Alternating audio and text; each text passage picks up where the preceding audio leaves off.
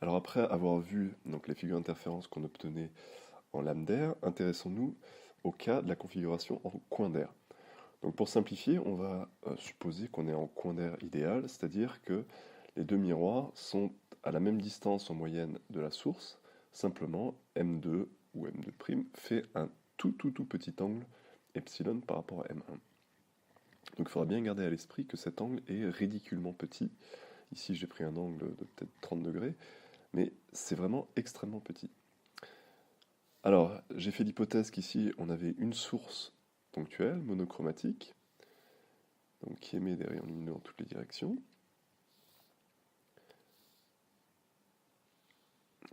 Tac, par exemple celui-ci. Et donc ce rayon lumineux, il y a 50% qui va être réfléchi par M1. À peu près comme ça. Et il y a donc 50% qui va continuer sa route et qui va être réfléchi par M'2.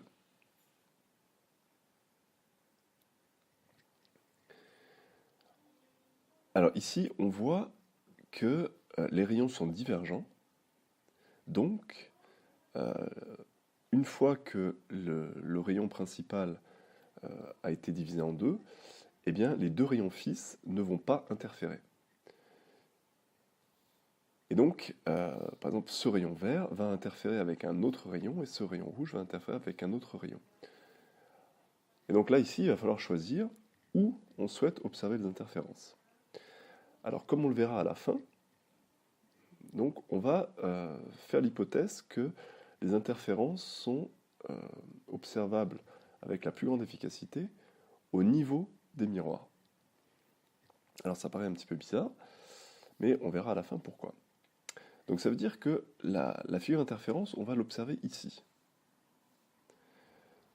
Donc ça veut dire que le rayon qui va interférer avec le rayon vert, eh bien, c'est quasiment le même que le rayon rouge, celui-ci.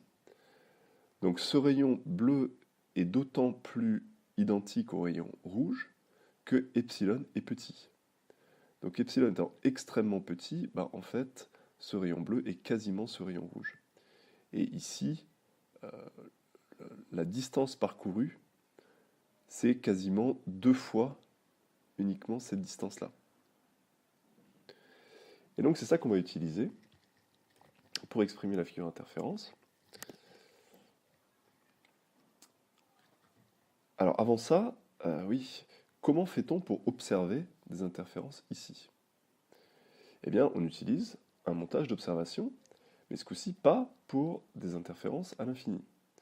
On va utiliser à nouveau une lentille, mais on ne va pas placer l'écran à la distance focale. Alors, on va voir par construction où est-ce qu'il faut placer l'écran pour observer les interférences au niveau des miroirs. Alors, en réalité, nous, on va plutôt faire l'inverse. On va supposer que l'écran est ici et on va chercher comment doit être la distance focale pour que, effectivement, cet objet ait son image sur l'écran. Alors donc, comme on a vu en première année, supposons par exemple qu'ici on a le point B.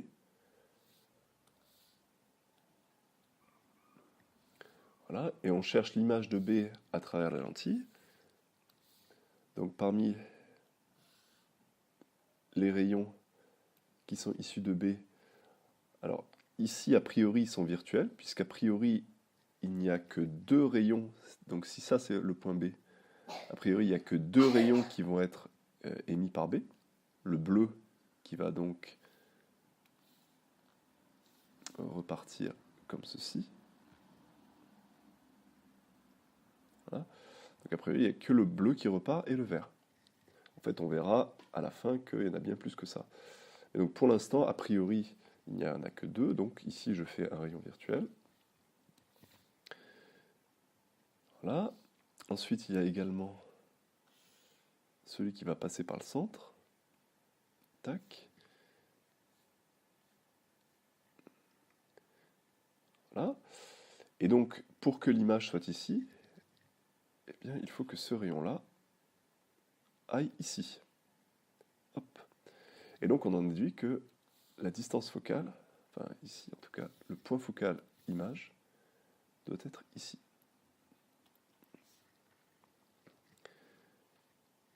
Donc voilà comment en pratique on fait pour observer les interférences ici. Donc on peut faire un calcul ou essayer et puis faire en sorte que ce soit net. Alors, donc continuons. Donc on fera les calculs de ça en TD. Alors calculons donc l'intensité au point B.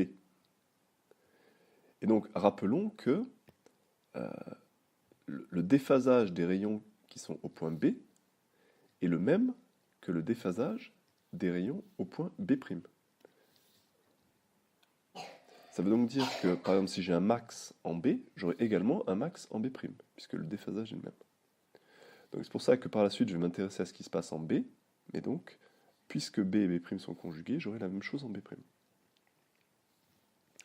Allons-y, I en B. Ici, j'ai deux rayons qui ont même amplitude, donc je peux utiliser la formule habituelle de I0 facteur de 1 plus cosinus de pi sur lambda, fois donc la différence de chemin optique entre les deux rayons.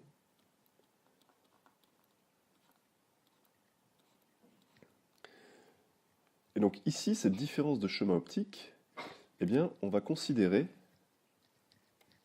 comme on a vu ici, que c'est quasiment deux fois cette distance-là. Encore une fois, epsilon est extrêmement petit, donc c'est deux fois cette distance-là.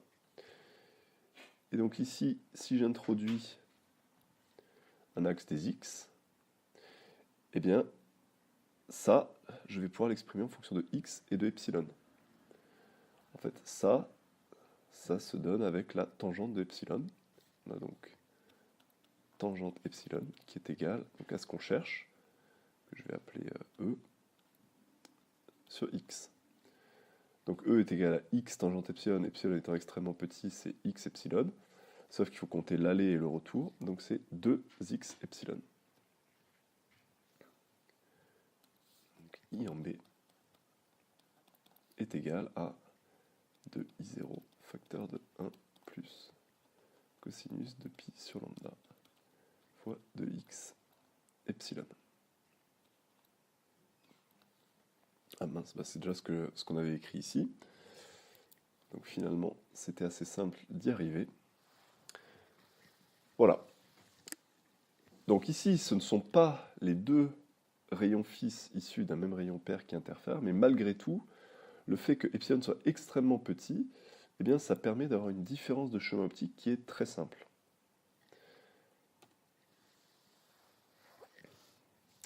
Alors, donc on peut s'intéresser à la forme que va avoir la figure d'interférence. Donc on voit que l'intensité est constante lorsque x est constant. Donc autrement dit, on va avoir des franges qui vont être pour x constant, donc des franges entre guillemets horizontales ou verticales, tout dépend comment on regarde. Donc par exemple, un max ici, un max ici, un max ici, un max ici. Donc par exemple, si on regarde comme ceci, eh bien on aura un ensemble de franges comme ça.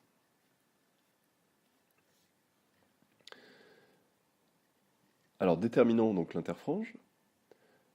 Donc l'interfrange, ça va être la période ici du cosinus. Donc on a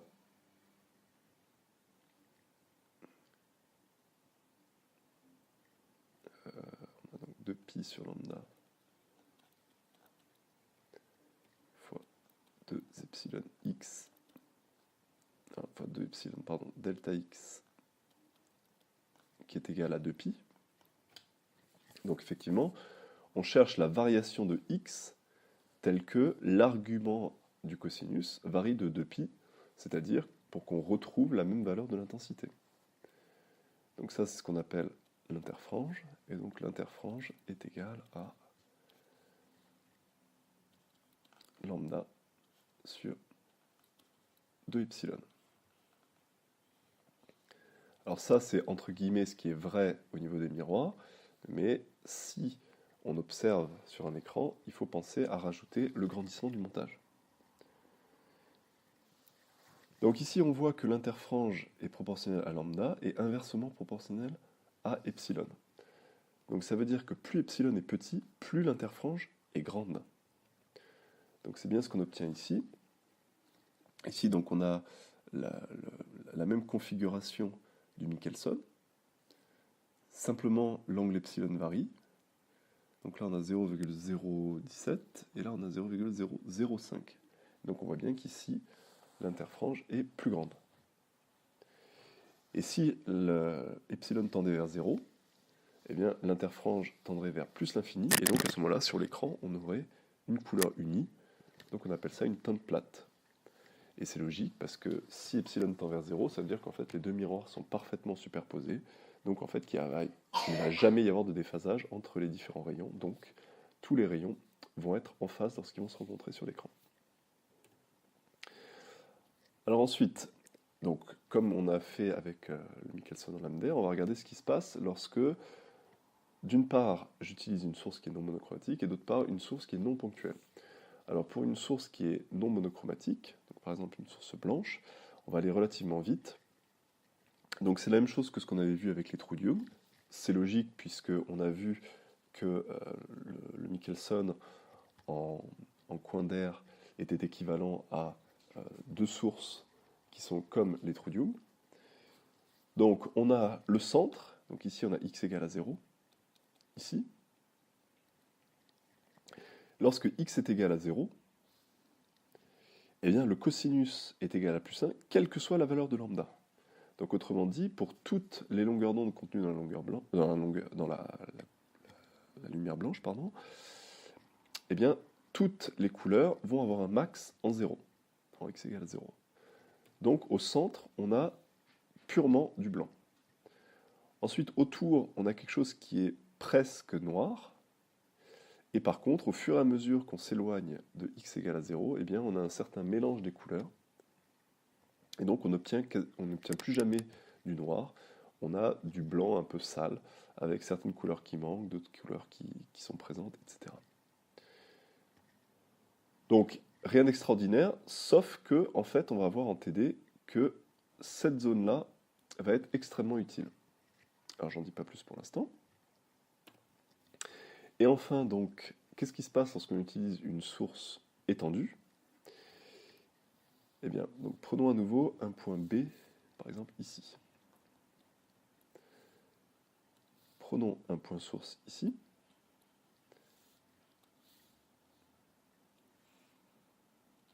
Donc, tac. Alors, faut pas que je me trompe.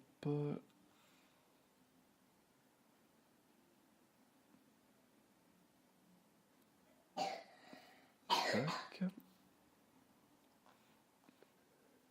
Voilà, bon, en gros, les deux rayons issus de S qui interfèrent en B. Donc là, encore une fois, epsilon est monstrueux sur mon schéma, mais en vrai, c'est très très très petit. Donc en vrai, le rayon vert parcourt quasiment 2 fois le fameux x epsilon. Si je prends un autre point de source ici,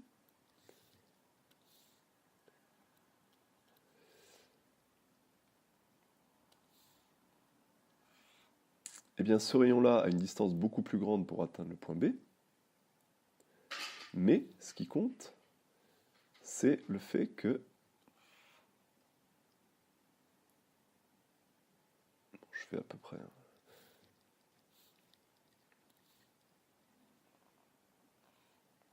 Tac. Ce qui compte, c'est que le couple de rayons a une différence de chemin optique quasiment identique au couple de rayons issu de S. C'est quasiment 2x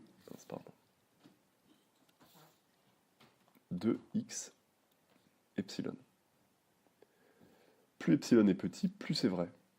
Donc autrement dit, ça veut dire que eh bien, tous les points sources de la source étendue vont donner en un point un même déphasage, donc autrement dit, une même intensité au point B.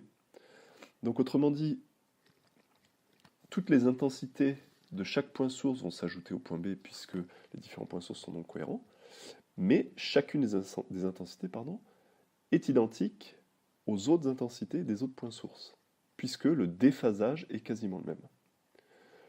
Donc, voilà pourquoi on observe les interférences ici. C'est parce que c'est l'endroit où eh bien, on pourra le plus facilement utiliser une source étendue. Donc l'utilisation d'une source étendue n'aura quasiment pas d'impact négatif sur le contraste, grâce au fait que la différence de chemin optique, la différence de marche entre les couples de rayons est quasiment la même, quel que soit le couple de rayons.